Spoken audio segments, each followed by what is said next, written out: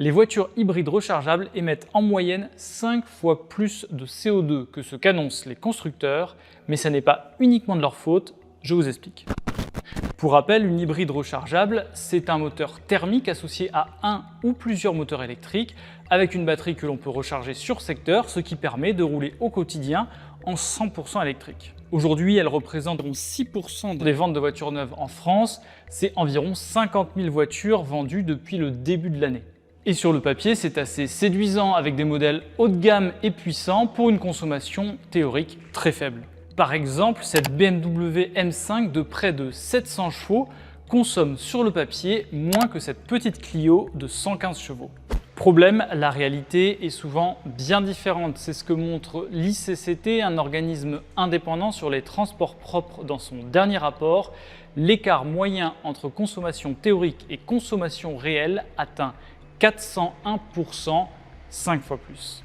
Pour arriver à ce résultat, les experts ont réalisé des relevés de consommation embarqués sur 8 millions de véhicules en Europe, immatriculés entre 2021 et 2023, et 300 000 véhicules en Allemagne, immatriculés entre 2021 et 2024. Et cet écart ne se réduit pas, au contraire, il a presque doublé en 2 ans. Alors comment expliquer cet écart? En fait, principalement par le fait que les utilisateurs ne rechargent pas aussi souvent que ce qui est prévu dans le processus d'homologation.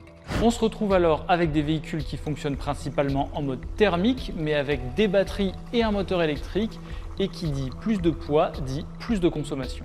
Alors plusieurs explications à ça, c'est notamment une technologie qui est plébiscitée par les entreprises pour payer moins de taxes, mais les utilisateurs finaux de ces véhicules, eux, n'adoptent pas forcément des routines d'utilisation adaptées. De la même manière, ça permet à des modèles très luxueux ou très sportifs d'échapper au malus à l'achat.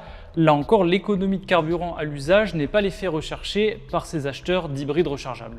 D'ailleurs, chez Mercedes, le leader européen de l'hybride rechargeable, cet écart entre émissions réelles et théoriques atteignait 614% en 2023, 7 fois plus. Au total, selon ce rapport, sur la période 2021-2025, c'est 42 milliards de litres de carburant consommés en plus par rapport à ce qu'annoncent les constructeurs, c'est 100 mégatonnes de CO2 en plus dans l'atmosphère.